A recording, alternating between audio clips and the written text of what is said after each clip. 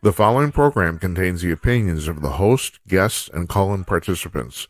These do not necessarily represent the views of this show's distributors or sponsors. This program may contain obscene, profane, or otherwise objectionable language. Viewer discretion is advised.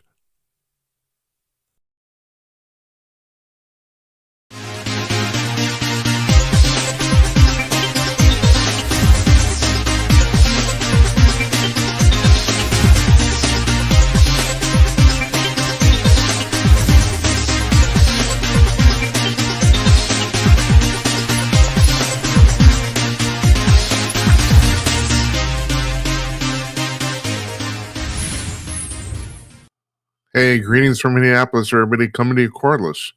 It's Tuesday night, September 16th, 2025. I am Jim Peters. Welcome to another edition of Jim Peters at Night. This is episode number 275. If you're keeping score at home, and you should, someday there'll be a test. All right, so how you doing? Okay, well, first of all, I got to thank Brittany for giving me a fantastic haircut on Friday. I looked like crap for about a week, so we got that out of the way. I'll be honest with you. I'm not feeling well. I did not have a good weekend, and I took yesterday off because for that reason. So here I'm back tonight, and I'm still not feeling well. I get my shit together because the red light comes on. I'm a professional. That's what I do. But our guest for tomorrow night canceled this afternoon, and because of that, and because of the fact I'm still not really feeling that good, I'm going to take tomorrow. We're going to take tomorrow off too. So our guest tonight is Tyler Gray. He's a former. He was on the television program, CBS television program, SEAL Team. He's a former special operative for the U.S. Army. That would be kind of their Delta Force or the Army's version of SEAL Team.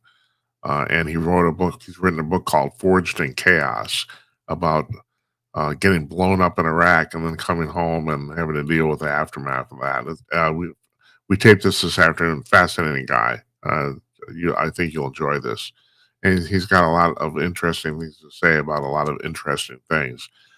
So there's that. So like I said, we're going to take tomorrow off, Wednesday. Thursday, a guy named John Adams is going to be here, and he runs a website called Adventures in Remote Viewing. Now, I've talked about this several times in the past. Excuse me.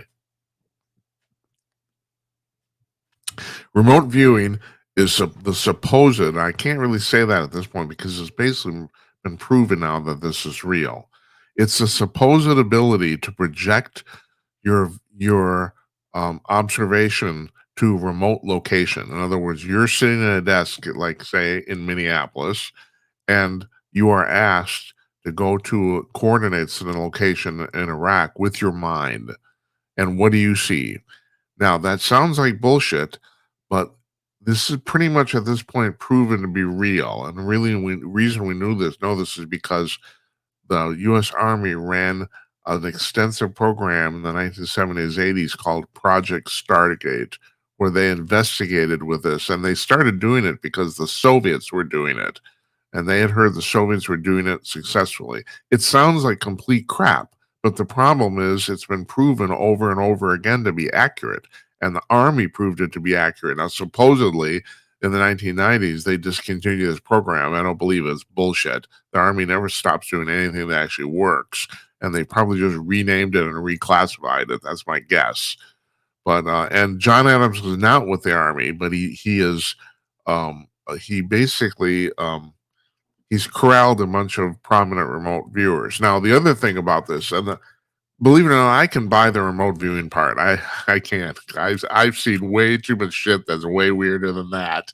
So I can buy that. The thing I really have a hard time wrapping my mind around is the fact that everyone involved in this says, and we're going to talk to John Adams about this on Thursday, everyone says that anybody can be trained to do this. Now, like opera singing, you may not be that good, or like golf, you're not going to be Tiger Woods. The Tiger Woods are remote viewing right out of the bat. But supposedly they say that anybody being trained to do this. Now, the reason I actually got a hold of John Adams is because he ran a study there's this comet flying through the solar system called 3I Atlas. And maybe you heard about this. Avi Loeb, the astronomer, the chief astronomer at Harvard University, he thinks there's telltale signs, strong indications that this is an artificial object that's basically an alien spacecraft, or more likely an alien probe. And so Adams got 6 of his prominent remote viewers together and gave them the instructions, the coordinates in space. And also, this is the other thing. This is the other thing that's really kind of weird how this works too. They to make certain everything's kosher, they don't actually tell you what you're actually where you're actually going with your mind. In other words, if they ask you to go to a remote location in Iraq and look around with your noggin, they don't tell you you're going to Iraq. They just give you coordinates, longitude and latitude. And you're thinking, well, how can that work if you don't know where that's at?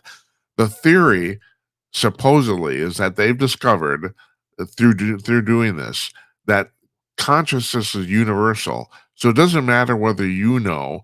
The only important thing is that some human on the planet knows where that location is, and of course somebody does, because somebody, they have to plot it out to give it to you. So somebody knows. And that's the same thing they did with the 3I Atlas experiment. Adams got 6 prominent remote viewers together. He gave them coordinates in space. I know you're going to say I'm crazy. We're going to talk to this guy. He gave them coordinates in space and go out there and take a look. And all 6 of them basically came back with the same thing. Now, Adams, I can't remember what the numbers are, but if you know anything about the odds of that, the chances are all 6 people basically coming back with roughly the same description of what this thing looked like and what it was is mind-boggling. That's like way beyond statistical probability. And yes, they all 6 of them all said it's an alien probe. That's what all 6 of them said. Avi Loeb's particular evidence is that it appears this thing's actually generating light on its own. I mean, normally a comet flying through the solar system, you can see it because it's reflecting light from the sun. This thing, Loeb says, this thing is actually generating light from inside itself. In other words, it's lit up. So that's his. Anyway, we're going to talk to John Adams on Thursday about the whole remote viewing scheme, this whole thing he did with the experiment with 3I Atlas, and basically, I mean, and it's not just that they can go to different parts of space. They can supposedly also go forward and backward in time, although going forward in time is not guaranteed because the theory. All right, I'm crazy. The theory is that the future is not there's only so many futures that can happen, so you might pick the wrong one. So you can't predicting the future is hard. There you go. That's the example. So anyway, that's Thursday, and then we got a whole slew of people coming on next week, and the week after that I'm taking off. I'm going. I promised my wife we're going up to see her relatives up north in northern Wisconsin. And that's what we got going on here. So yeah, so I'm going to take another night tomorrow night and just try to recuperate a little bit. Old age or something, I don't know. But anyway, I got a great haircut. Look at that. I'm looking at the monitor. Holy Christ. They should just take me behind the shed and put me down. Like, God. Well, anyway. Okay. In 12 seconds, we're going to talk to Tyler Gray. Here we go.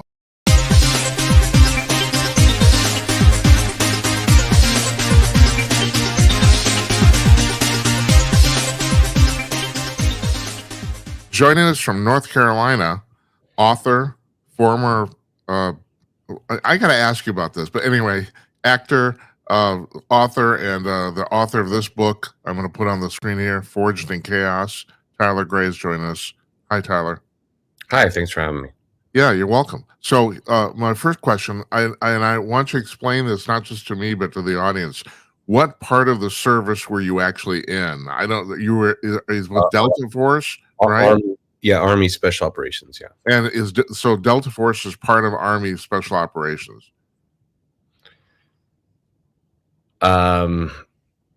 The Yeah, this is a part I'm confused about. I've always wondered how this works. Yeah, there's a. I can neither confirm nor deny. That's another question too. Are you under any security clearances or lack of? No, I mean we signed quite a lot, so there's quite a bit of stuff that I'm not at liberty to talk about. Right. Well, all right. I tell you what. Can you at least explain to me and us, like, what are the is SEAL team part of the Army, the Navy? I don't quite get that. Or can you not talk about that either? SEAL teams are Navy SEALs, which is part of the Navy. Right. Okay. All right. So, but I was on a show called SEAL Team. Yeah, I know. I thought we talked about that. Right. That's a TV show about Navy SEALs. Yeah. Right.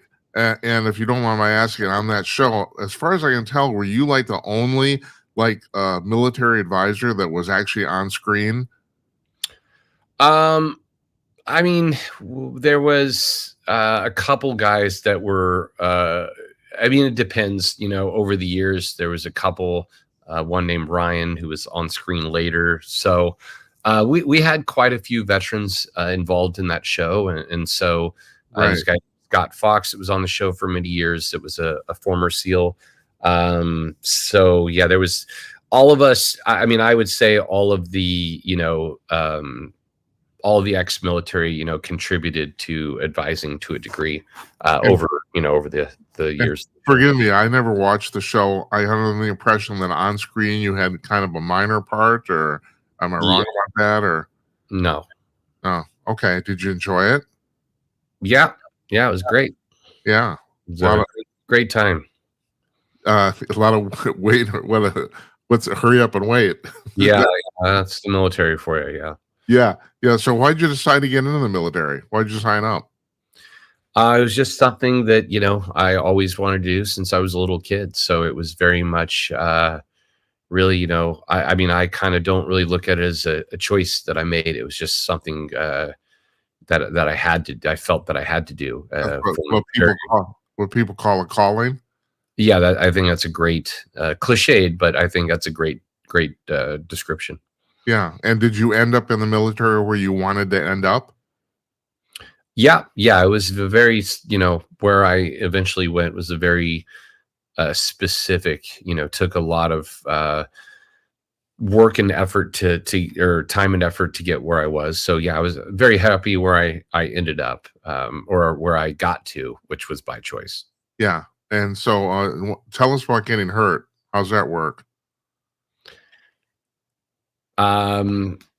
Yeah, well, I got, we were doing missions overseas, and I was in Iraq, and we did a nighttime raid for a high value target, and just a major, a lot of stuff went on that night, and I ended up getting blown up, and subsequently it was my injuries were severe enough to get medically retired, unfortunately, because of them. I'm under the impression that this raid was relatively routine, right? You were not expecting this, or? You mean expecting to get injured the way I was? Right. Yeah, no, I mean, obviously that wasn't in the plan. But I mean, as far as scenarios go, am I right about this? That this wasn't considered that dangerous that night? Well, no, I mean, I think if somebody said it was a routine mission, that's true. But at the same time, it was routinely extremely dangerous. I mean, you're going, to a place where there's, not just one, but more than one, person there who's, got machine guns and wants to kill you, machine guns and explosives. So it's, every mission, even though they were routine, they were routinely dangerous.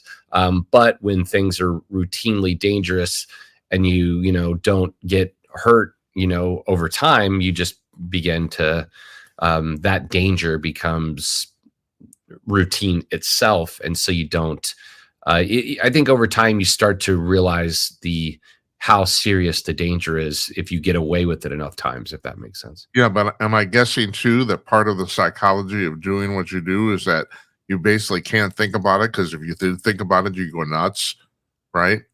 I mean, I would say you think about it, you're aware of it, but you definitely don't focus on it just because it Yeah. doesn't do, really anyone any good to focus on it. But I mean, you are aware of it enough to try and mitigate the risk factors.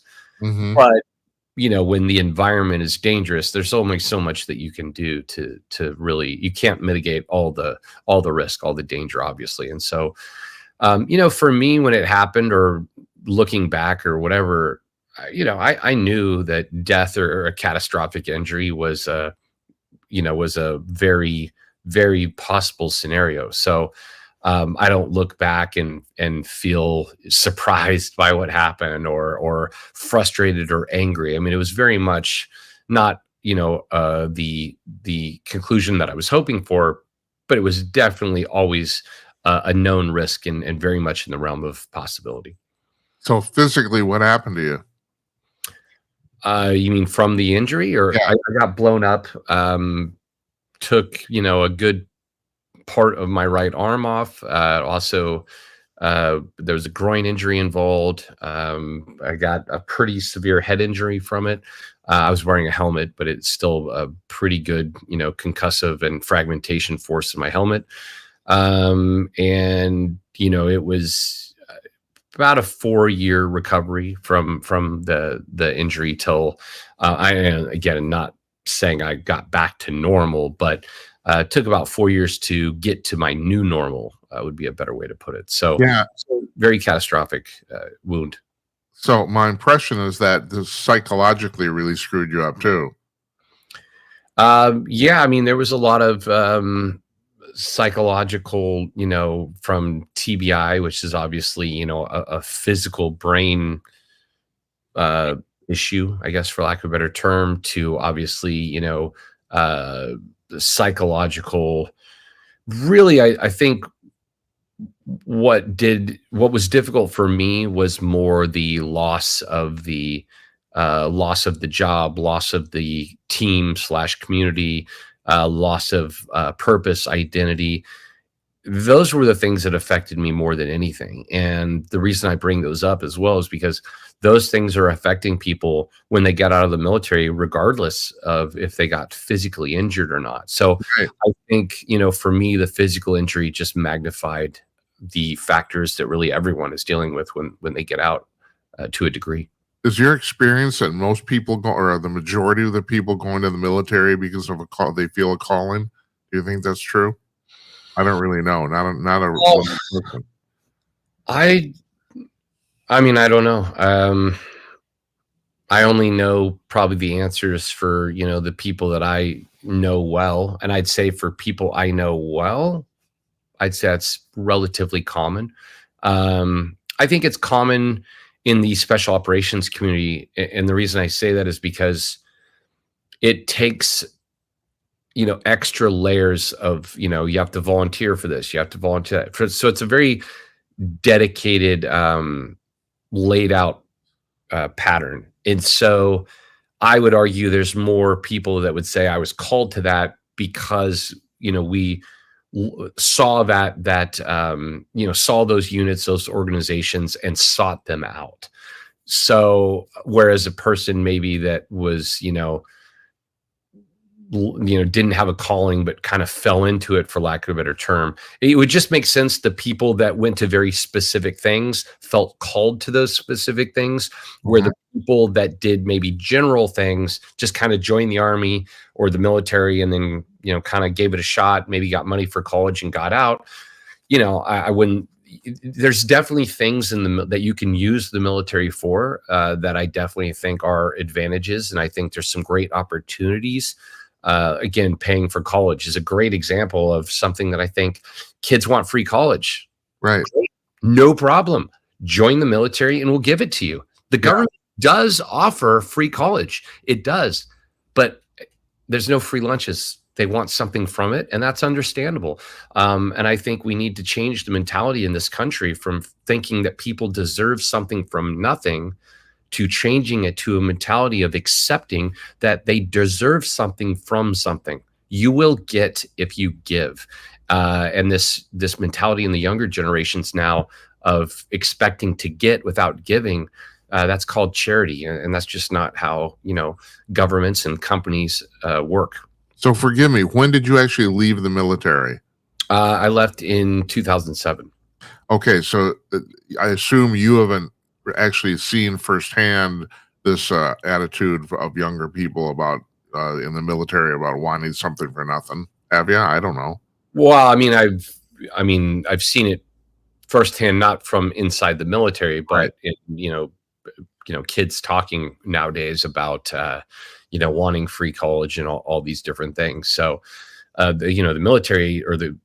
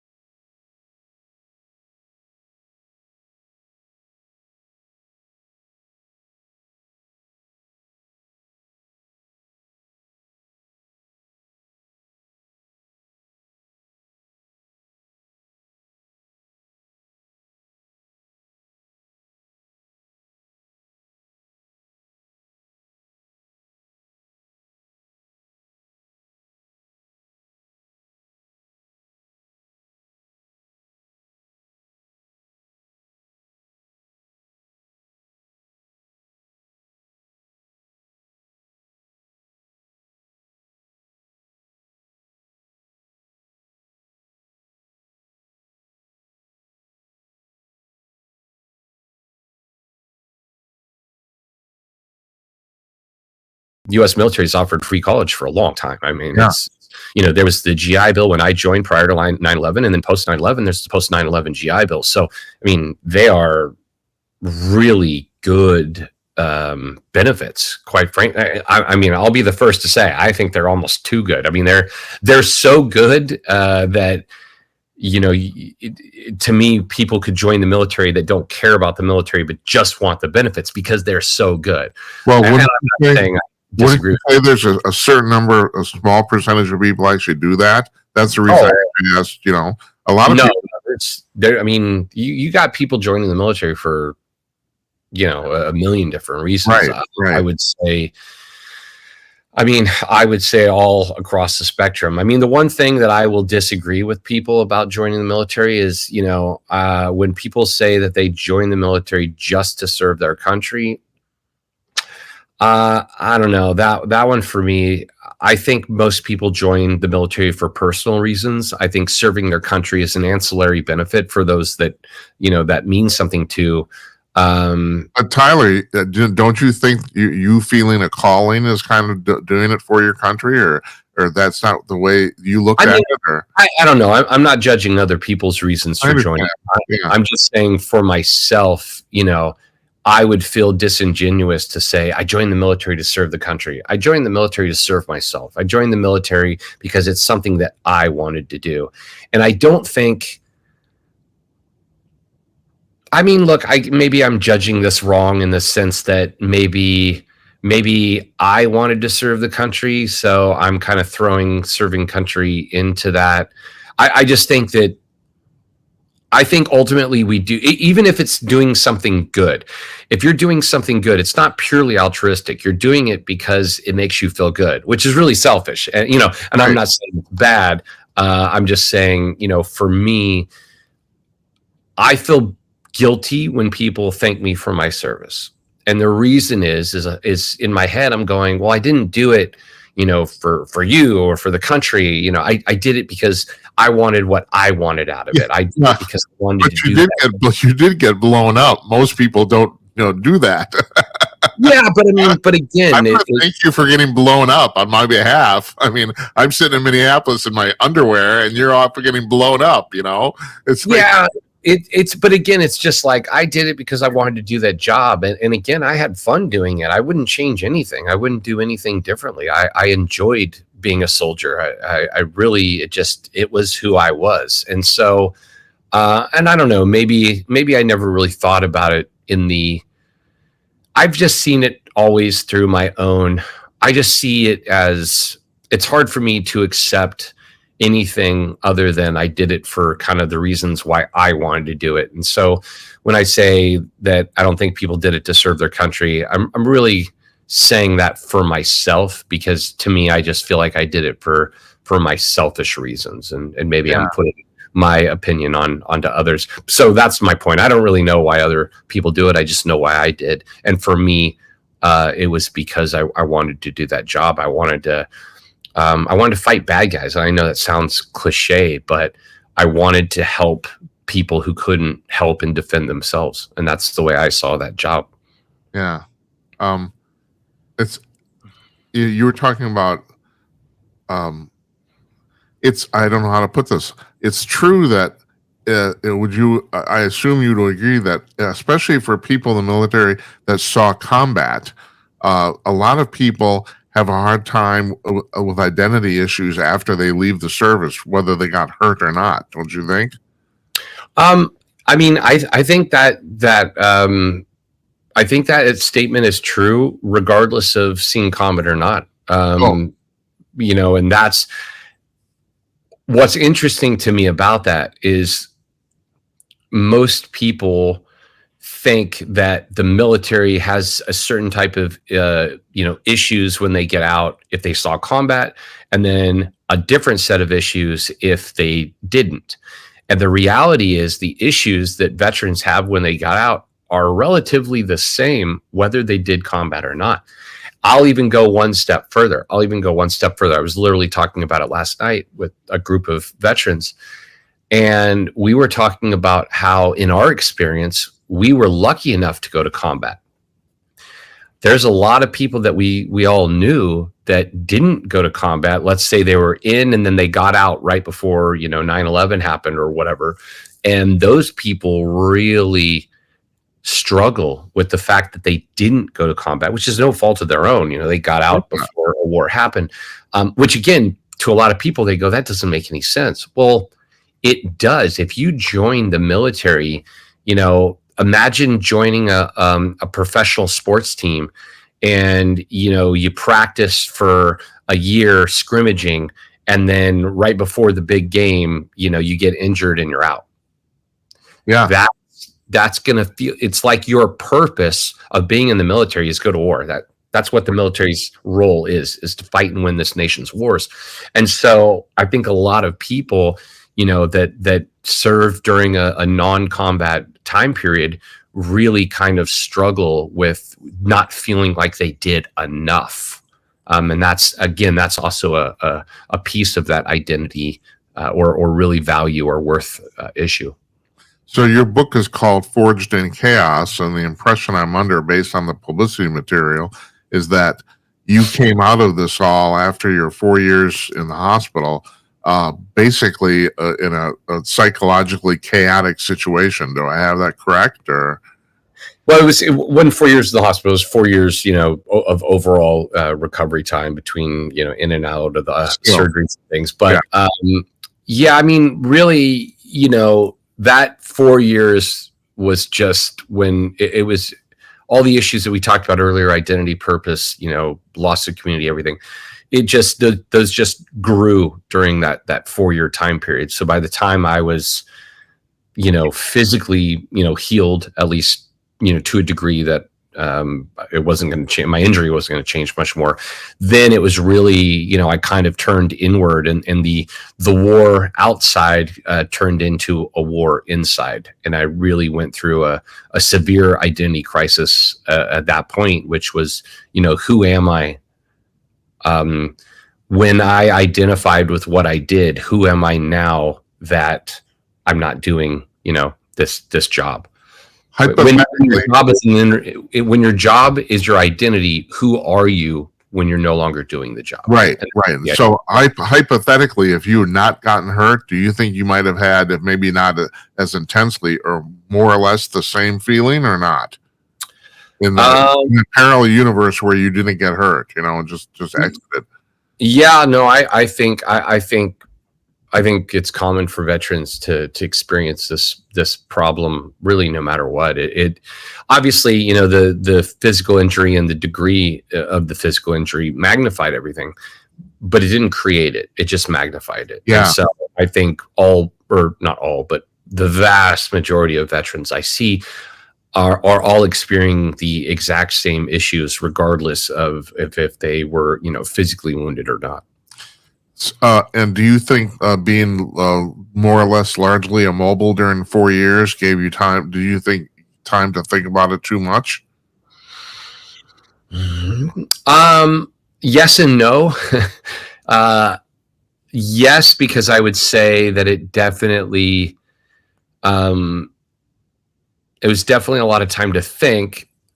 So that would be the yes. The reason I would say no is because I really went out of my way to try and avoid thinking. So I think that 4 years was more like me running from the reality, the mental reality.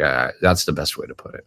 And on a kind of a more larger global basis, do you think that in some ways everybody has this problem?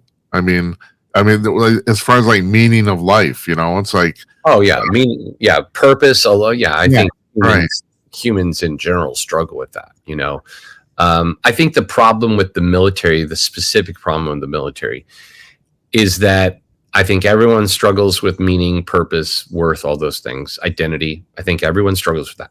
The problem I see with the military, and this is, other jobs have this, but I'll use the military because that's my experience, is that when you're in it, you're given purpose, you're given meaning, you're given that value. And so while you're doing this job, you feel like all those questions and all those problems are solved. Yeah. Then when you get out, now they're unsolved again.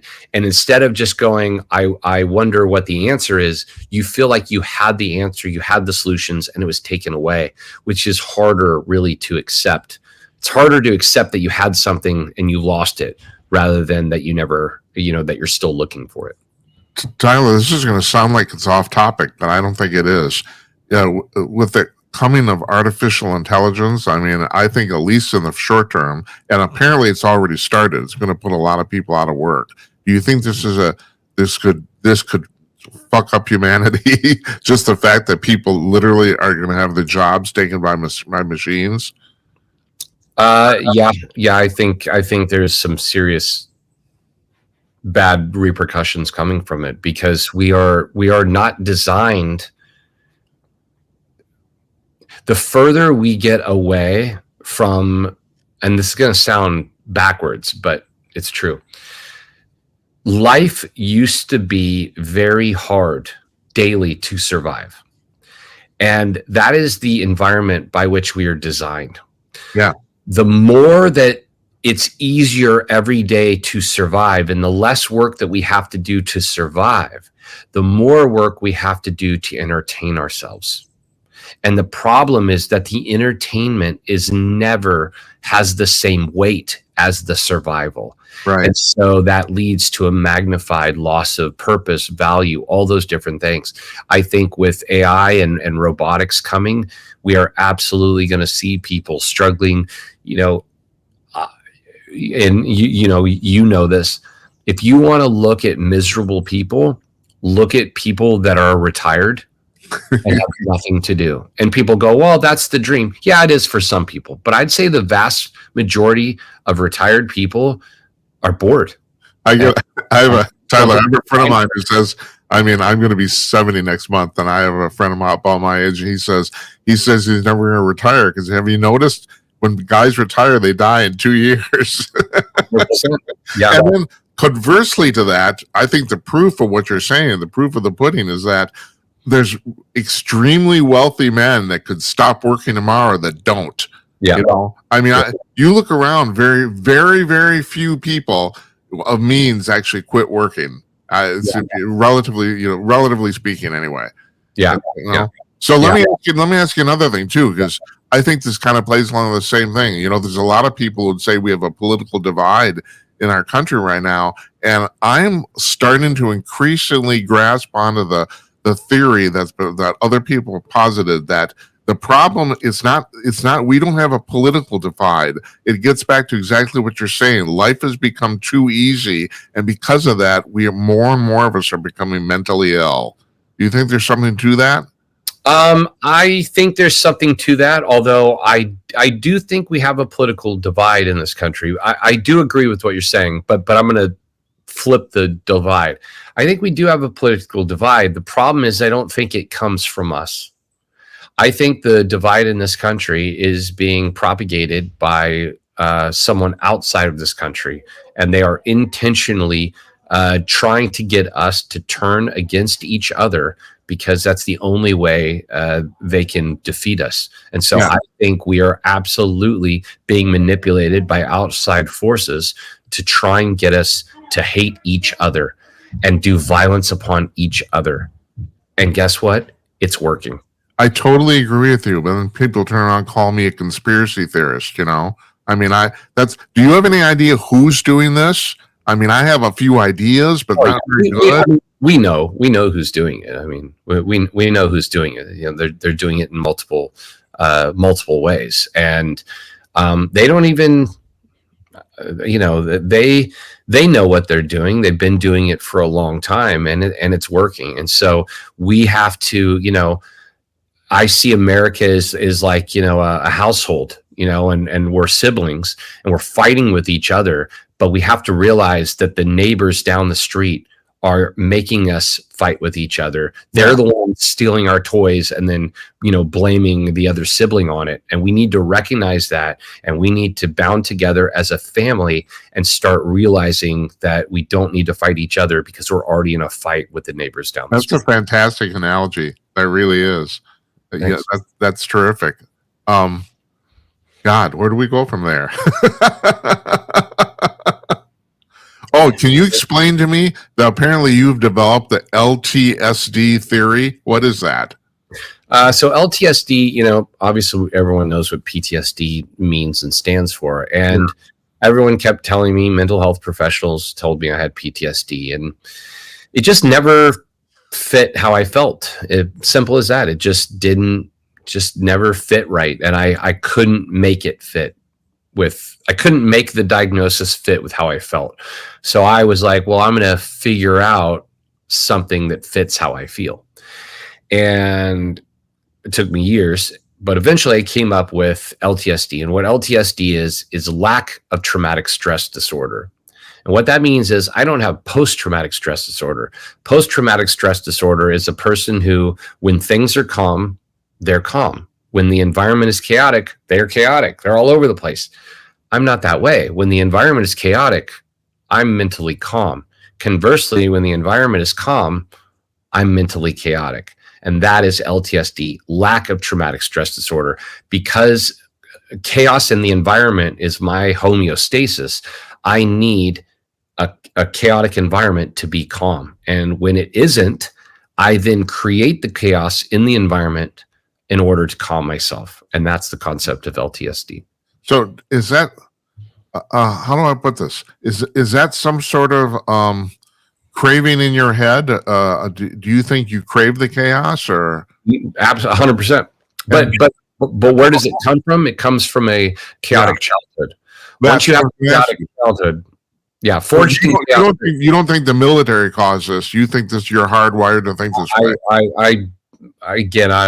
You could put 100 PhDs in the room, and I'll tell them all to their face they're wrong. I know where it came from. It came from childhood, and I have seen this pattern. I wrote the book because I've seen this pattern in thousands of other veterans. I know the truth of it. That no one could, I don't care what they say, because I know the truth of it by talking to people and understanding their story. And so the reality is, we had chaotic childhoods. Our brains rewired themselves to be calm in chaos, which, by the way, is how we're able to be calm running into a building where people are shooting. Right. How is that possible? Well, it's possible because my brain and my nervous system are used to that chaos in the environment. So yes, is somebody shooting, out of a building more chaotic than, my parents fighting when I was a kid? Yeah, it's obviously more extreme. But also keep in mind is, when I was a child, my parents fighting every day, all the different things I experienced as a child, that was level 10 chaos for me at that time. Yeah, because you didn't know any better. I didn't know any better. And so that was very, like, oh my God, this is bad. And so now, if you're, like, I remember going to basic training, and, the drill sergeants are yelling at you. And I was like, oh, this is just like being at my house. You know what I mean? It wasn't a crazy environment, because that was what I grew up in. And so all these people that I've seen doing, all these veterans, when I break down their story, we all had variations of the same childhood template. And that template is forged in chaos. And that instills the lack of traumatic stress disorder that allows you to do the job. But then when you're no longer doing the job, it really is creating issues in your personal life after your service. So do you think post-traumatic stress disorder is overly diagnosed, or? Yes, I do. I do. I mean, I'll just say this about post-traumatic stress disorder. You can't have post-traumatic stress disorder unless you have pre-traumatic stress non-disorder, right? Just think of the words, post-traumatic stress disorder. Okay, great. You have to have pre-traumatic stress baseline. I didn't. And most other veterans didn't have a pre-traumatic stress baseline. I never grew up in an environment that wasn't traumatically stressful every single day. So I can't have the same reaction to traumatic stress as someone who had a completely different baseline. And the mistake that PTSD is making is assuming everyone has the same baseline. So just for lack of a better term, what's the cure to lack of traumatic stress disorder? Really, there's multiple things. I mean, one, we have to understand whether it's LTSD or PTSD. It really doesn't matter. The reality of both of those things is those are not mental health problems. They're actually nervous system dysregulations. until we treat LTSD, PTSD as a mental and physical issue, they're never going to be solved. You cannot fix a physical. That would be like me getting blown up and my arm being half off and them giving me talk therapy to fix it. Yeah. Like if you look up what PTSD is, it is a nervous system issue. And the fallacy is that you can fix the nervous system by talking. It's not true. And so one of the big factors is we have to understand that it is a physical and mental issue, not just a mental health issue that can be solved through talk therapy. Well, and forgive me, I don't really know about this, but I'm under the impression that drugs are prescribed for PTSD. Is that true? I mean, Yeah. I'm going to go on a limb right now, and I think that PTSD exists to prescribe drugs, and they can. People can disagree with me, but I can tell you right now, if I go to the VA and I tell them that I have PTSD, I'm going to tell you right now, they're going to give me multiple bottles of drugs. Yeah. I think that the pharmaceutical industry has inserted itself into the mental health industry and uses PTSD as a catch-all blanket diagnosis to prescribe psychotropic drugs. Welcome to our world. To include antidepressants, which, by the way, we know that SSRIs do not work. I mean, one of the side effects of antidepressant medications is depression. Yeah. Yeah. You're absolutely right.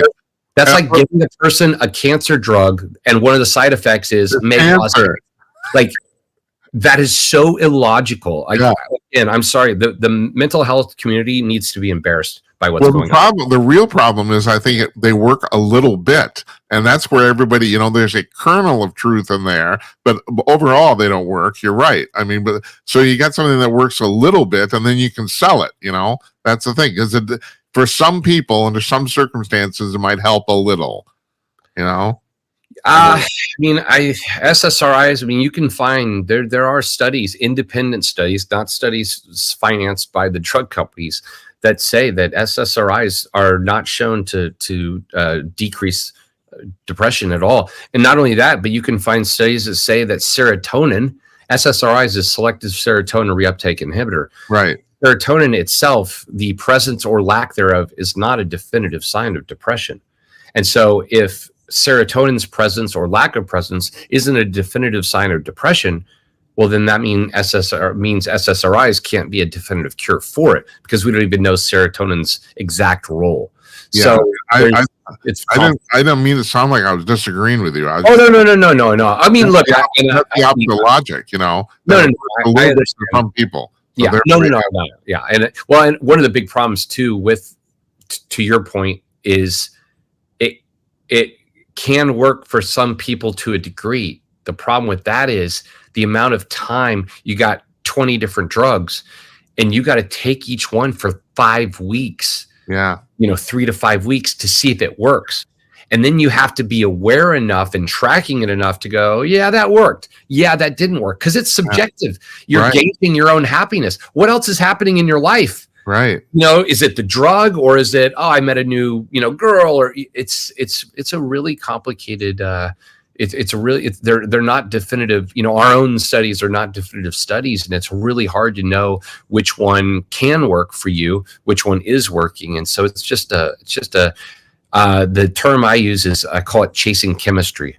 We're chasing brain chemistry, and it's really a more of a hit or miss approach rather than, a true objective science that we can really quantify right now. Not to mention the fact the side effects are ridiculous too. It's like, is it even 100.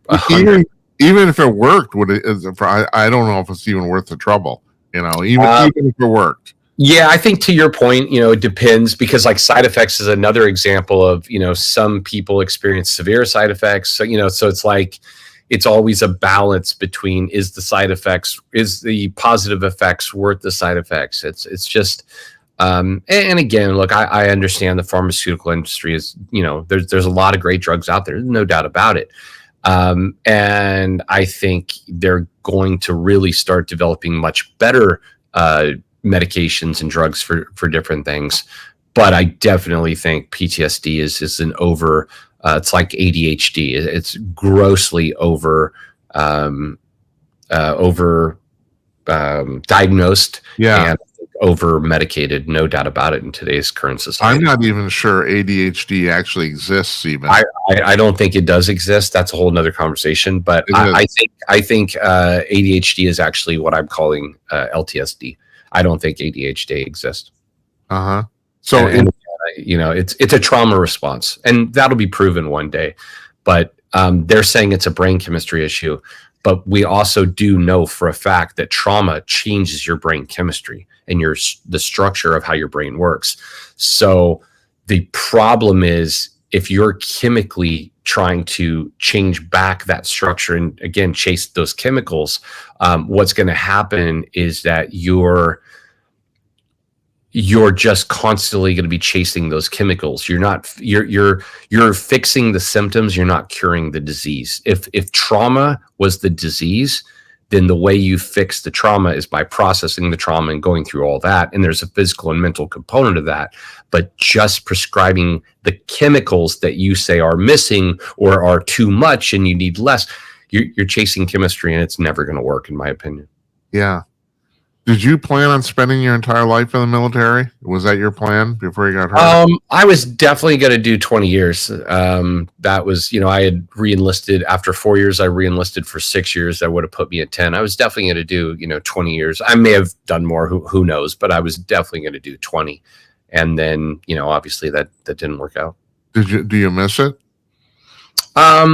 Yes and no. I mean, I think it's like anything, there's parts you miss about it and parts that you don't. It's like I think it's like a relationship now. You look back and you remember the good stuff. You go, oh, they weren't that bad, oh, they were sweet about this, and then you watch a video or read a diary of your entry at that time. And you're like, I just got to get away from this person, so I think it's kind of the same way.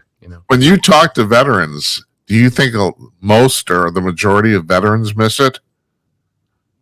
I think it's the same. I mean, I think it all depends. I think it all depends also on your present circumstances.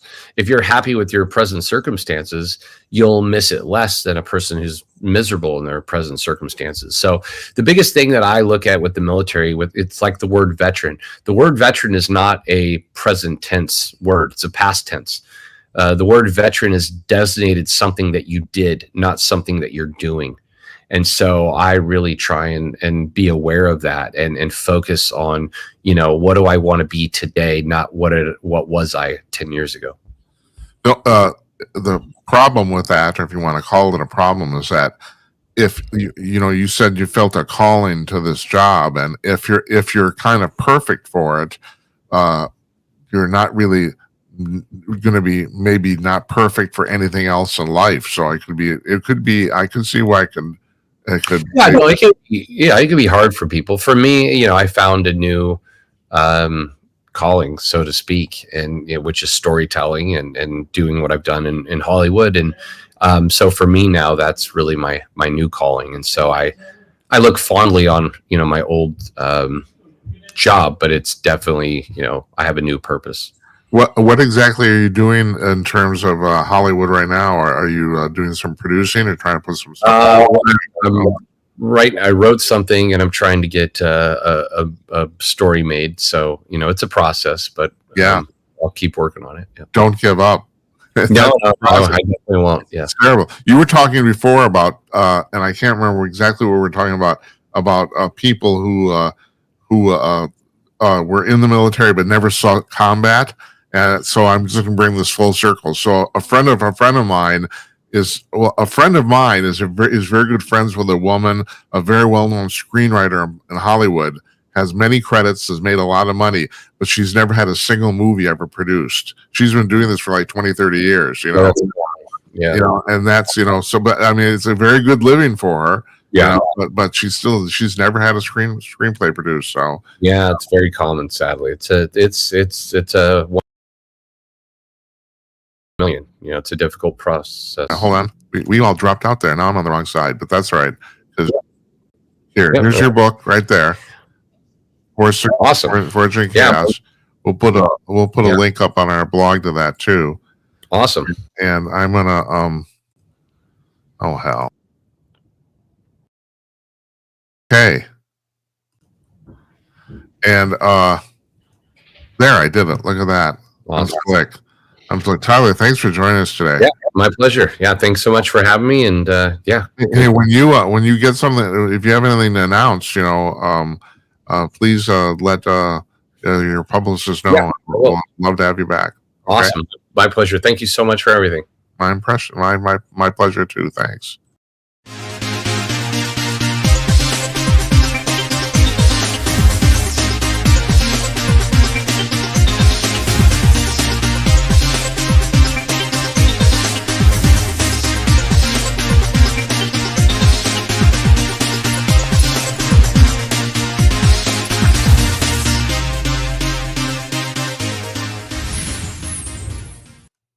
Tyler Gray from the television series SEAL Team and from his book Forged in Chaos.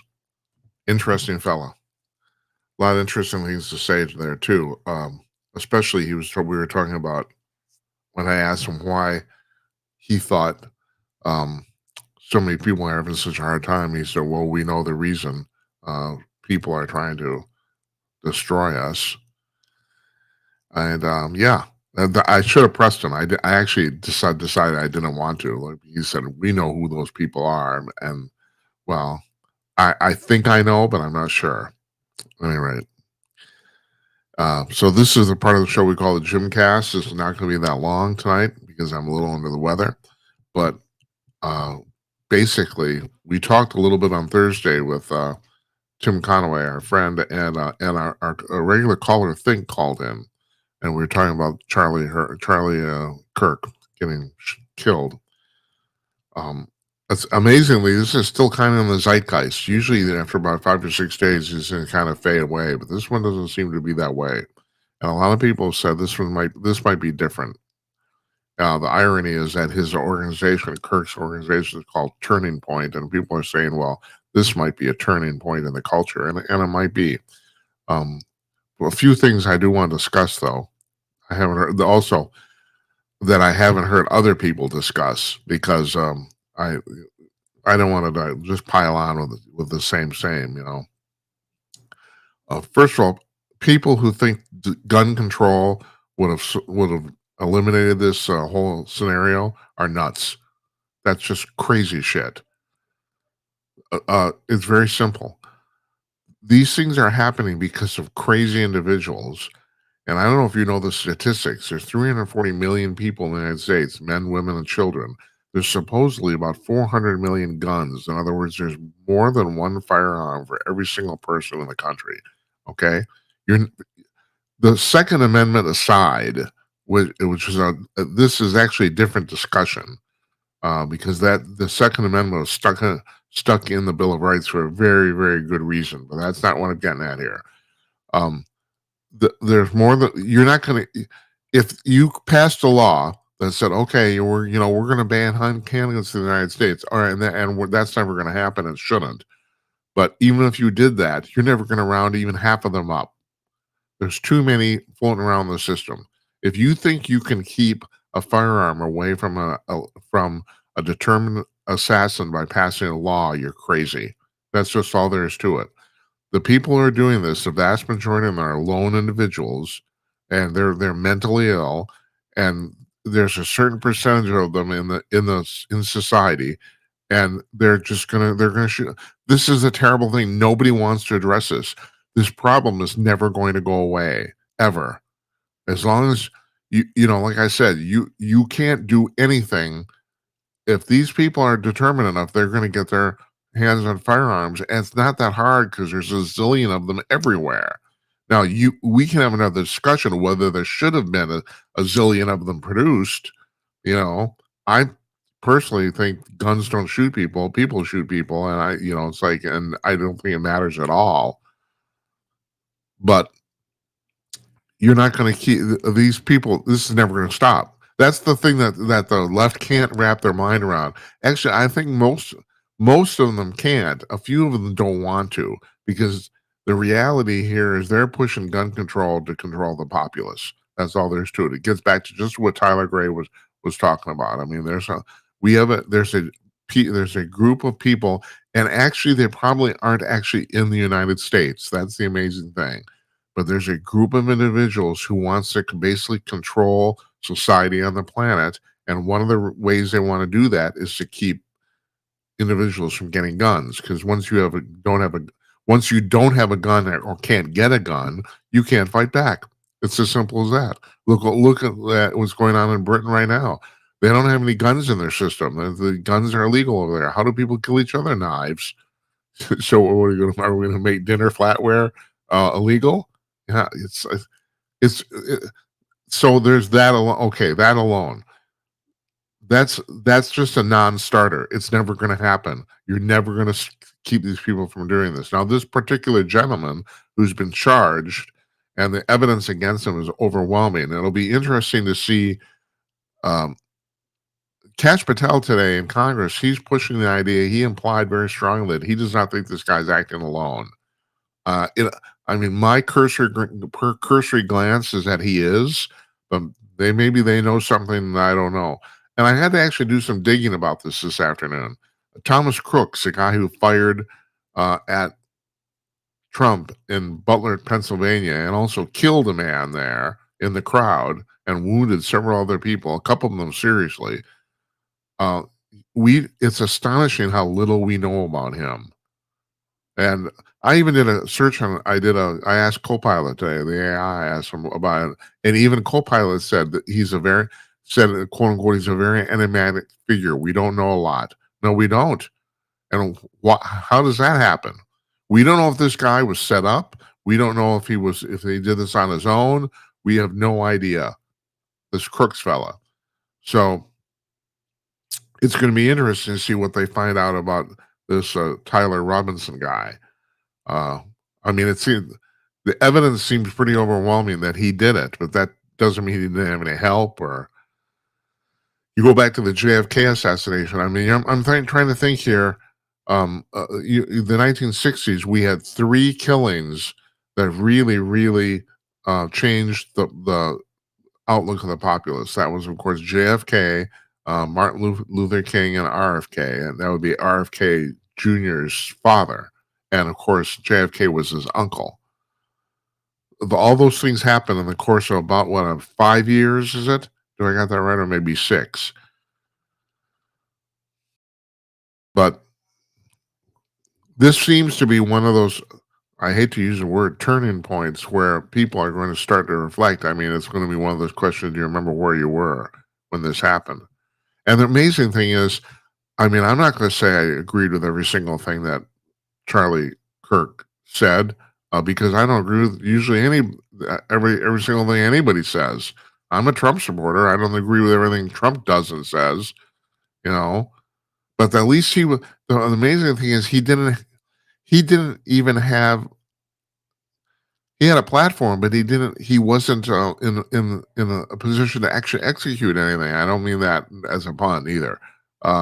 He was not a politician. He was not an elected official.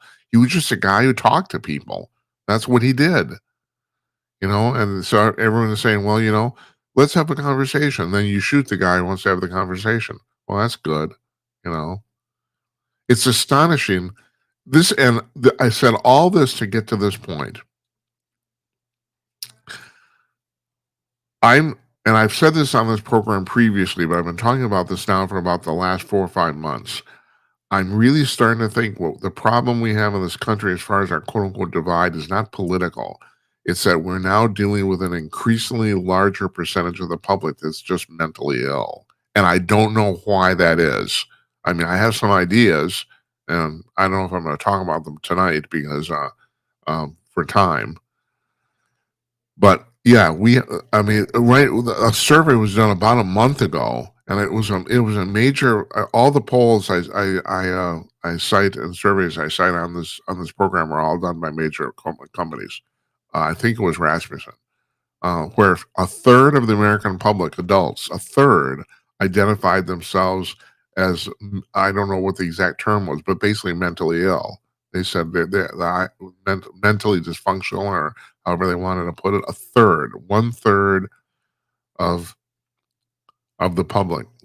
I Years ago, a million years ago, I hosted a morning radio show, and I remember this distinctly, even though I don't remember who this guy was. I don't even remember why he was on, and it was like a lot of morning shows. It was pretty kind of gregarious and a lot of humor. So this was unusual that we were having a serious conversation. I don't even know what it was supposed to be. Guy's a psychologist, and he said something that says at some point, I said, "Well, doctor, I mean, you could make an argument that a whole quarter of the American public is technically, clinically, mentally ill, couldn't you?" And he stopped and said, um, yeah, I think that'd be about right. And that scared the crap out of me. It's like I'm just a guy talking on the radio, and here this doctor says, "Yeah, a third of the public actually is mentally ill," or that a quarter. It was a quarter then. It's a third now. That's self-diagnosed too. Those are people. That's what people told the pollsters. It wasn't even doctors. So yeah, w- we have uh, hold on. There is I'm going to give you an example here that Dana Lash posted in her newsletter this afternoon about, and she was talking about this too, about the way we're raising children in this country. And this is a comedian, Sebastian Maniscalco, who's if you ever, he has like 10 specials on Netflix, and watch all of them. The guy's very, very funny. He's very funny, and it's amazing. He's got quite a following, even though I don't know if I've ever seen him on network television. It's only from these Netflix specials that he's got quite a following. But he said he went to his kids' basketball game, and his kids' team, was being obliterated. It was 14-2. But then they started taking points away from the other team. The score then suddenly was 10-2. And when Maniscalco asked what was happening, one of the moms said the other team didn't want their team to feel bad for being beaten. That's the lamest goddamn thing ever. If you lose, you lose. I mean, we are trying to, it's like we have a portion of the public that's trying to re-engineer society so that nobody feels bad ever. And that's just not only is that never going to happen, it's wrong. It's actually wrong.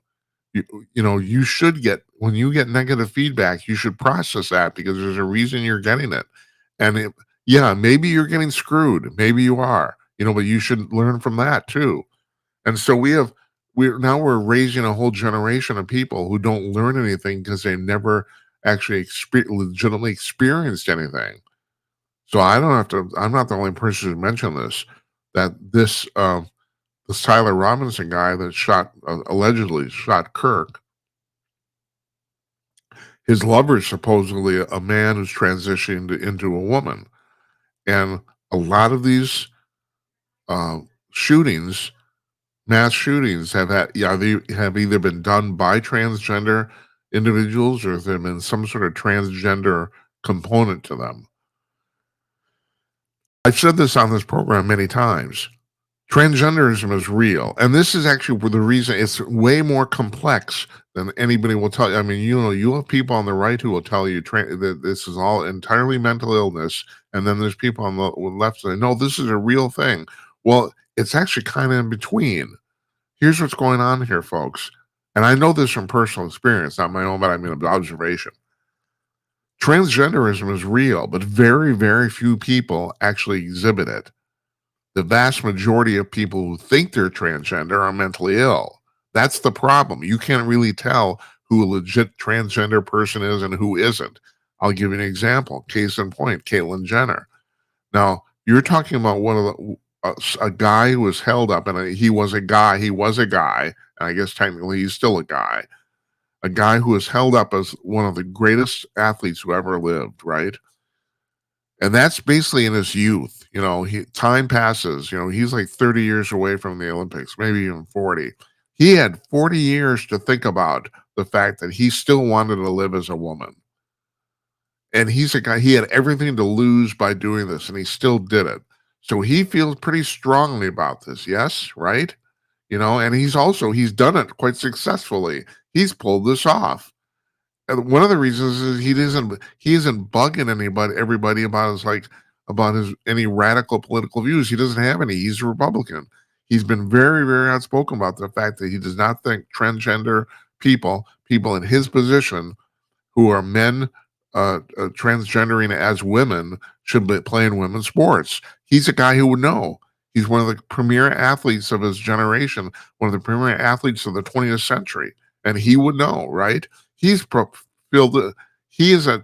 I will tell you, he's a legit transgender person, if only because he had so much to lose and so much time to think about it, to think about doing it. So he's real. I've known one person in my life.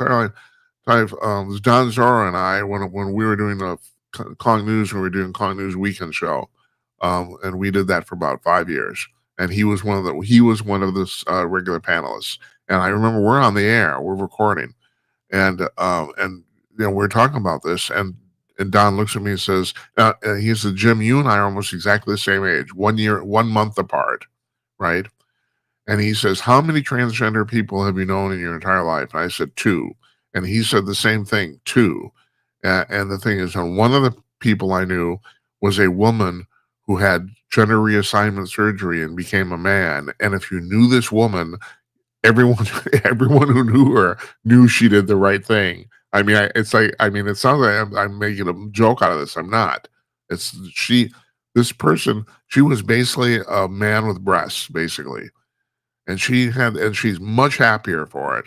Now, Caitlyn Jenner has explained the fact that not everybody actually wants to fully transition to the other sex.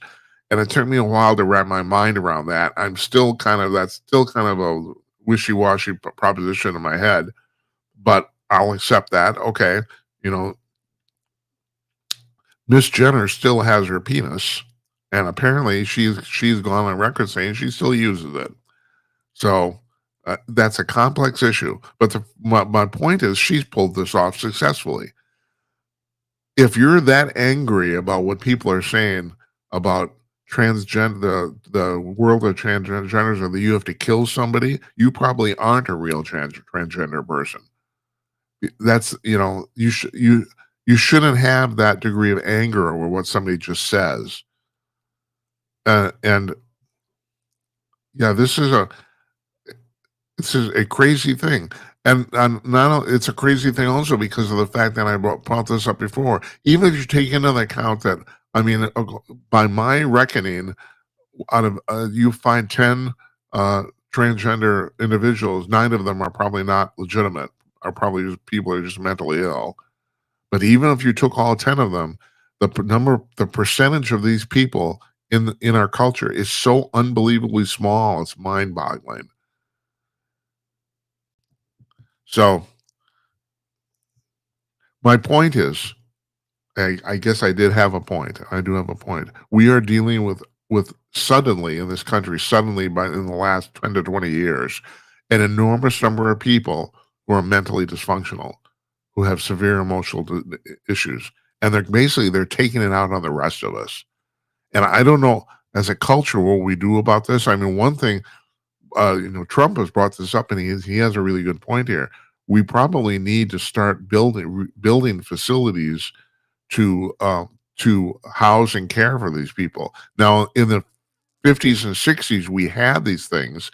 They were, by all accounts, they were very cruel, and the care was very bad. But then you wonder too, is cruel care worse than no care? I don't know. That's not a rhetorical. I truly don't know. I don't know what the answer to that question is. I don't. But we have to start addressing this issue. We have an enormous number of people. And here's another thing I've told you before too, and other people are talking about this. Social media doesn't help.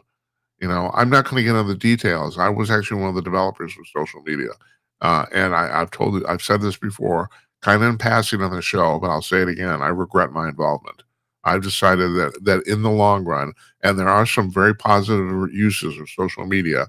Like, for example, my wife keeps track of her family on Facebook. They got a group, and they're all in there. It's private, and they meet in there regularly and discuss stuff. She's got a very, very large family. She has like 100 first cousins. So there, I know there's positive uses for this, but I think on the whole, on balance, it's more harm than good. I really do. And it's like it's screwing with people's heads because people have a tendency to think that what they're doing online is real and it isn't. And I've made the analogy before, and not the only one who has, about the fact that in some ways it's like how people used to look at newspapers in the 1960s, 50 or 60 years ago. Basically, in the 1960s, if you read something in the New York Times, you assumed it was true just because of all the work it took to get it in the newspaper.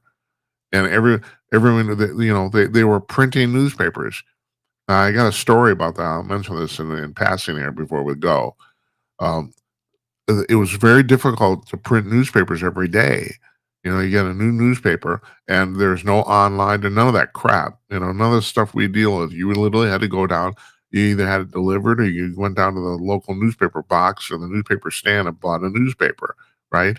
So if you read it in the Times, people assume, well, it must be true. I mean, it takes so much work to get in the Times, either by with a.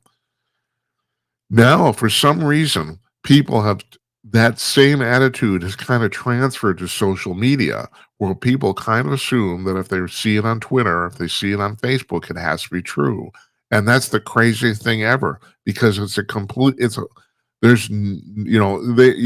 on and on about the fact there's controls and content filters, all that sort of stuff. Basically, on all these platforms, anybody can post anything.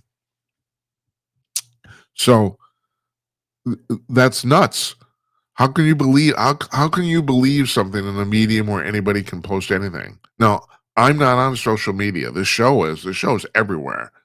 The show is everywhere. I'm not on personally not on social media. I got off years ago, and it's not that I'm better than you or anybody else. My thing is I started working on the internet really, really early in the early 1990s, and I got addicted to it before everybody else, and I broke my addiction before everybody else. So, I mean, I went through the same cycle, except I finished the cycle before most people. That's the only difference between me and maybe you. I would say if you're asking me, you should get off social media.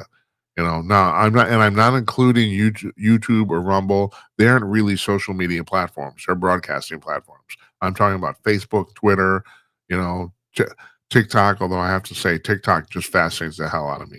It's a garbage heap, but my God, it's the most glorious garbage heap on the planet. It's unbelievable. But and we're gonna start broadcasting there too. And I don't know, the thing with TikTok is I don't know. It's kind of both a broadcasting platform and a social media platform, both. But the fact is you shouldn't believe anything you see on these platforms, I would say even from legitimate news sources. And that brings us to the mainstream media. And like my friend David Strom over at Hot Air likes to say, and he might have uh, coined this term or this phrase because now you see it everywhere. That is, you can't hate the mainstream media enough. I mean, and he's right. You can't. I mean, there's stuff been going on. Oh, let me show you. I'm gonna use some examples here.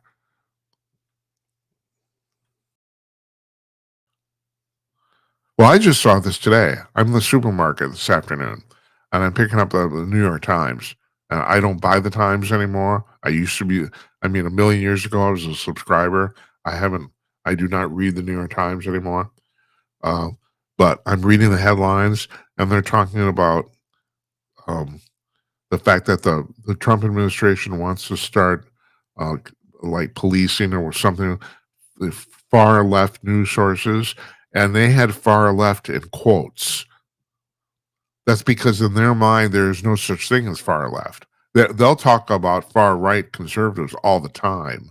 That's the same thing in Wikipedia. You go on Wikipedia and you go to about certain news companies or whatever, like Fox News or News Corp, or I think even the New York Post, and they will be described them as far right news sources. But you'll never see that about like about Huffington Post or New York Times or any of that.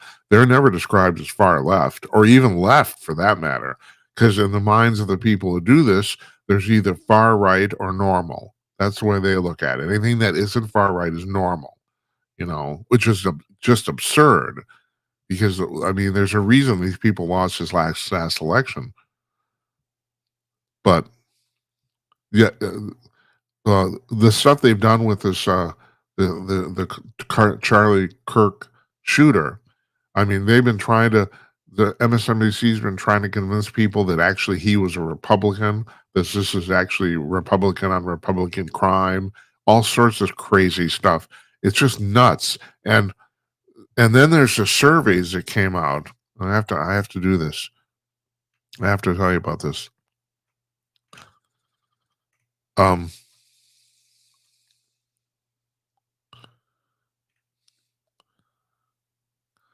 this survey was done like 3 or 4 days after Kirk was shot.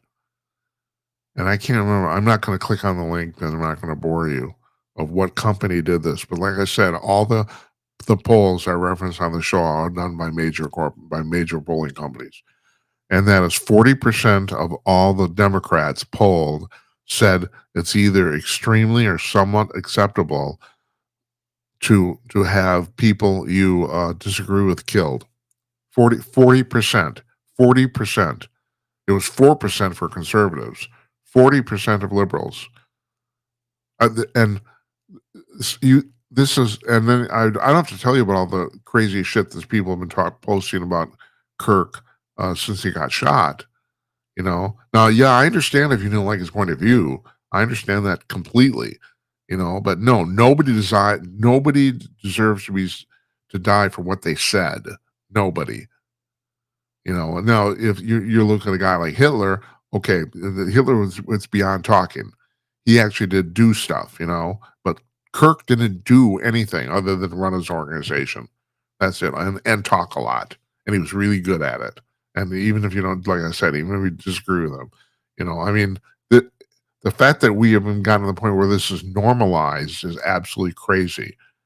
And then you look at all these people, and the people that got fired because of them saying unconscionable things online. Once again, and people don't seem to realize that when they post on Twitter, when they post on Facebook, the world can see it, which is just mind-boggling to me. In their mind, they're just posting to their 5 friends. This is. I I don't understand the stupidity of people. Don't understand where they're coming from. But we have completely normalized now basically political violence. And what is the point of that? That's the other thing. This guy who shot Kirk, what did he accomplish? Well, actually, this might have completely backfired. Because of the backlash to the shooting, Kirk's message is going to be amplified even more than it would have been otherwise. So, I mean, he really, not only did he not accomplish anything, he's probably accomplishing the opposite of what he wanted to, you know? And doesn't this occur to people? No, it doesn't. So, I've had discussions on the show before with people when we talk about the fact that, does true evil exist or are people just colossally stupid? And like the thing with the transgender issue, I think it's a little bit of both. I think that true evil does exist, but the majority of stuff that passes as evil is just stupid crap. Just people who are just colossally stupid. And it's up to the observer to figure out which is which. So it's in the eye of the beholder. I don't know. This is, and I brought this up on the show with guests. Hypothetical situation. Assuming Hitler and the Nazis had not done the Holocaust, assuming they had nothing to do with rounding up Jews and killing them, right? If you hypothetically left that out of the war, was the war itself evil? I don't know. It's like, and I was just talking. Was it Jonathan Lockwood who was on, a military guy, about the fact that if Hitler had not bothered with trying to get into Britain and Russia, and just kept it, he had all of Europe. There you got yourself a whole continent. Maybe it's time to stop and and So you just you basically united a disparate people. It would have been the European Union before the European Union. Now that good? No, because he took all these countries by force, but still that from a military standpoint, that should have been enough. But nope, no. We're gonna go to Russia, a country that is like geographically 20 times bigger than Germany. It's like your little chihuahua just trying to yap at the heels of a Saint Bernard is basically what it is. No, we're going to do that because we can. Because look at all the stuff we've done. Oh yeah, right, yeah, right. No, that might be stupidity. I don't know if that's evil, but any rate, I'm beyond words at this point. I don't understand what. Or no, I shouldn't say that. I was going to say I don't understand what's going on, but I think I do. I don't understand what we do about it. That's what I don't understand. It's if there's so many people in the country that are this mentally deranged, how do you even try to stop it? I don't know. Yeah, so getting back to what my original point here, sub point was that all these people posting this stuff on social media and then they get fired and they wonder why. And they say, well, you don't understand. I have the right to say this stuff. Yeah, you actually do have the right to say it. That doesn't mean you have the right to be employed where you're employed. And you can't ascertain the difference. There's this woman who got fired from the Washington Post, and I can't remember her name, and I think I maybe have a link here, but I don't know if her name's in it. About the fact she said the same thing. She was fired as a columnist from the Washington Post for saying ugly things about Charlie Kirk's death. And she said, "Well, she's a black woman, and she said you fired me because I'm black." And not only that, she said you gave me no warning, nothing, nothing. And the Post, Washington Post, to their credit, they leaked the letter they sent to her terminating her employment. And according to that letter, they gave her numerous warnings about her own racism. It's like the letter is scathing, just scathing about why they let her go. And so she basically just completely lied through her teeth, right? But of course, she can do that because she has First Amendment rights. Yeah. And so you don't understand the difference between see, now you're unemployed. You can say whatever you want, you know? Yeah, just go back on Twitter and start mouthing off like an idiot. It's and people can't tell the difference. They can't. All right, I've talked long enough here, and I don't know if anything I've said actually made any sense. I don't. But I like I said, I don't know what you do about if our country is filled with crazy people. I don't know what you do about that. I don't. But I'm pretty convinced that it actually is. Once again, my original point, and that is, I don't think this is a political problem. I think it's a mental illness problem. But how you solve it, I don't know. You tell me. I want to thank you folks for watching. I want to thank Tyler Gray for joining us tonight. Great thing. By the way, we had a little glitch there, and then this is just so stupid. It's like, and you're talking about stupidity. So I left the room, and apparently, while I was gone for just a couple minutes, the connection crashed. So I don't know. We might edit this and try to repost it with that. I don't know how much time was missing, but my apologies for that. But I know we played the whole interview back, except there was a space in it. So anyway, thanks to him. I'm taking tomorrow off because I'm still trying to get my shit together. I don't know what's going on. I don't. By the way, it was 90 degrees. It's September 16th, and it's 90 degrees today here in Minneapolis. And oppressively, the humidity was terrible. It was like tropical. That's actually what they called it. And I don't know. I'm wondering if that's one of the reasons I'm not feeling good. I don't know what's going on. Yeah, we have had the last 4 or 5 days, we've had some unusually hot weather for September. So, but at any rate, I'm not. I'm under the weather. I'm not. I'm trying to keep my shit together here. And so, anyway, so yeah, I'm taking tomorrow off. Thursday, we got John Adams. He's the proprietor of the website Adventures in Remote Viewing. And well, I'm sure we'll have a great conversation with him because we'll figure out how all this stuff works, or if they even know how it works, or But like I said, it's pretty much proven at this point that the remote viewing thing is real. And I know you might have a hard time accepting how this works, and maybe I do too. But too many people have done too many things. Hell, our old friend Bruce Solheim, who's been on the show now 3 or 4 times, on his second to last appearance, well, this is one where we lost all 7 copies of his interview. He said he couldn't go into too much detail, but he said that he was asked by the State Department to remote view where the hostages are being held in Gaza, and he said he found them, and they went to those locations and did recover and did uh, capture people. He said it worked, you know. So that's the thing. We're we as humans. I'll just wrap this whole thing up for me talking here half an hour.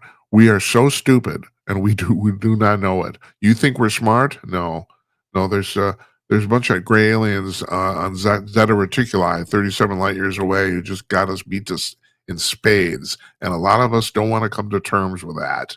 About the fact that there's a whole bunch of extraterrestrials that are way smarter than we are. Now that might be our future, but it's not our present.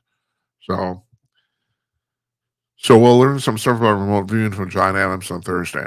I know that next Monday Don Zorro is coming back for his monthly appearance, but we have the rest of the week booked up.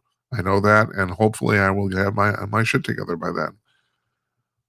Thanks again once again for watching, everybody.